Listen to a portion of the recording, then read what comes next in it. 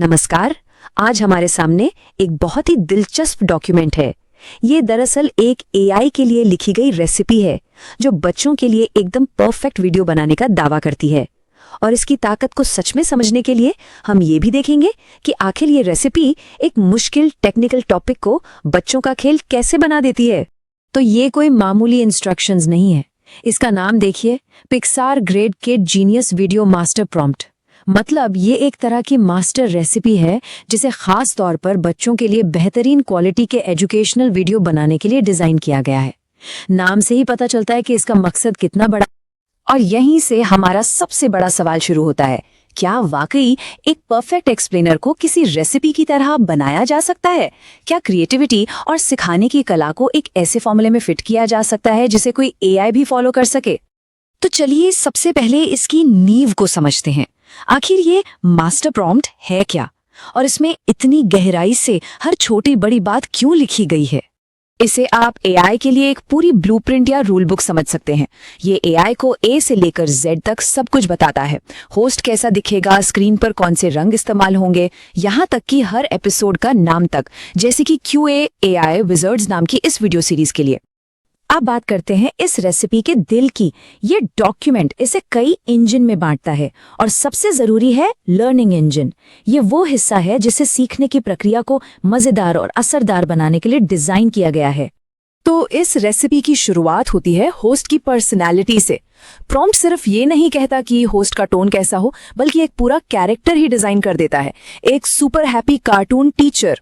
ये टीचर बहुत आसान शब्दों का इस्तेमाल करता है, बच्चों की खूब तारीफ करता है और हर जरूरी बात को 2 बार दोहराता है ताकि वो दिमाग में अच्छे से बैठ जाए। और हाँ, ये सुपर हैप्पी टीचर अकेला भी नहीं है। प्रॉम्प्ट एक हेल्पर फ्रेंड सिस्टम को जरूरी बताता है। मतलब एक प्यारा सा साथी होगा, कोई पपी, रोबोट या टेडी बेयर। और इसका काम क्या है? मेन आइडियाज को दोहराना और बच्चों को हिम्मत देना। ये सब सीखने की प्रोसेस को और मजबूत करने के लिए है। अब ये हिस्सा तो बहुत ही कमाल का है। हर बड़े आइडिया के लिए एक मेमोरी लॉक सिस्टम का इस्तेमाल करना जरूरी है। इसमें 4 चीजें शामिल हैं, एक तुकबंदी, एक हैंड मूवमेंट, एक लाइन जो बार बार दोहराई जाए और एक साउंड इफेक्ट। ये एक मल्टी सेंसरी तरीका है जो जानकारी को बच्चों की याददाश्त में हमेशा के लिए लॉक कर देता है। और ये सब कुछ होता है एक बहुत ही सख्त 15 सीन वाले स्ट्रक्चर के अंदर। टाइटल से लेकर परिभाषा, उदाहरण और आखिर में निष्कर्ष तक हर एपिसोड को इसी क्रम को फॉलो करना होता है। इससे सीखने का सफर हर बार एक जैसा और भरोसेमंद बन जाता है। लेकिन लर्निंग इंजन के अलावा भी बहुत कुछ है। एक चाइल्ड सेफ्टी इंजन है जो पेस्टल रंग और शांत सीन तय करता है। एक सिनेमैटिक ब्यूटी इंजन है जो हर एपिसोड में नए थीम, संगीत और स्टाइल को पक्का करता है। और अल्ट्रा क्लैरिटी रूल्स स्क्रीन को एकदम साफ सुथरा रखते हैं। मतलब इसमें जिस लेवल की डिटेलिंग है वो सच में हैरान करने वाली है। तो ठीक है, हमने रेसिपी के सारे नियम तो देख लिए। अब असली परीक्षा का समय है। चलिए देखते हैं कि ये फॉर्मूला एक मुश्किल टेक्निकल टॉपिक को बच्चों के समझने लायक पाठ में कैसे बदलता है। तो हमारा टॉपिक है IT की दुनिया से इंसिडेंट और प्रॉब्लम मैनेजमेंट के बीच का फर्क। और यहीं पर प्रॉम्प्ट का सादृश्य यानी एनोलॉजी वाला नियम काम आता है। ये इस मुश्किल आइडिया को तुरंत आसान बना देता है। देखिए, एक इंसिडेंट लीक के नीचे बाल्टी लगाने जैसा है, एक फौरी जुगाड़, जबकि प्रॉब्लम उस टूटे हुए पाइप को ढूंढकर ठीक करने जैसा है, एक पक्का समाधान।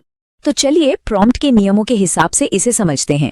एक इंसिडेंट एक ऐसी अनचाही रुकावट है जिसे फौरन ठीक करने की जरूरत है। मान लीजिए किसी वेबसाइट का लॉगिन बटन अचानक काम करना बंद कर दे। यहाँ मकसद है रफ्तार, ताकि सर्विस जल्द से जल्द वापस चालू हो जाए। और प्रॉब्लम क्या है? ये बार बार होने वाले इंसिडेंट्स के पीछे छिपा हुआ असली कारण है। यहाँ मकसद रफ्तार नहीं बल्कि स्थिरता है, ताकि भविष्य में ऐसी दिक्कतें दोबारा ना हो। जैसे उस असली बग को ढूंढना जिसकी वजह से लॉगिन बटन बार बार फ्रीज हो रहा है। और ये देखिए प्रॉम्प्ट के मेमोरी लॉक सिस्टम एक्शन में इस फर्क को याद रखने के लिए एक आसान सी तुकबंदी, incident fixes today, problem protects tomorrow. यानी इंसिडेंट आज को ठीक करता है और प्रॉब्लम आने वाले कल को बचाता है। कितना सरल, असरदार और याद रखने में आसान है। इस रेसिपी के अल्ट्रा क्लैरिटी रूल्स के मुताबिक मुश्किल जानकारी को भी एकदम साफ सुथरे तरीके से दिखाना होता है। यहाँ क्या करें और क्या ना करें कि एक सीधी सादी टेबल है जो बताती है कि बार बार होने वाली गलतियों को नजरअंदाज ना करें बल्कि असली जड़ को पकड़कर ठीक करें। तो हमने देखा कि कैसे ये एआई रेसिपी एक मुश्किल आईटी टॉपिक को भी कितने सरल और यादगार हिस्सों में तोड़ सकती है। अब चलिए एक कदम पीछे हटते हैं और सोचते हैं कि कंटेंट बनाने के इस बेहद स्ट्रक्चर्ड तरीके का आखिर मतलब क्या है। ये मास्टर प्रॉम्प्ट हमें एक ऐसे भविष्य की झलक दिखाता है जहां मुश्किल से मुश्किल विषयों को भी एक सटीक, दोहराए जा सकने वाले फॉर्मूले से सबके समझने लायक बनाया जा सकता है। ये सिर्फ एक बच्चों के शो के बारे में नहीं है, बल्कि ये एजुकेशन और कम्युनिकेशन के पूरे सिस्टम के बारे में है। और ये हमें एक आखिरी और बहुत गहरे सवाल पर छोड़ जाता है, क्या रचनात्मकता यानी क्रिएटिविटी भी सिर्फ एक बहुत अच्छी तरह से लिखा गया फॉर्मूला है जिसे बस खोजा जाना बाकी है? इस पर सोचिएगा जरूर।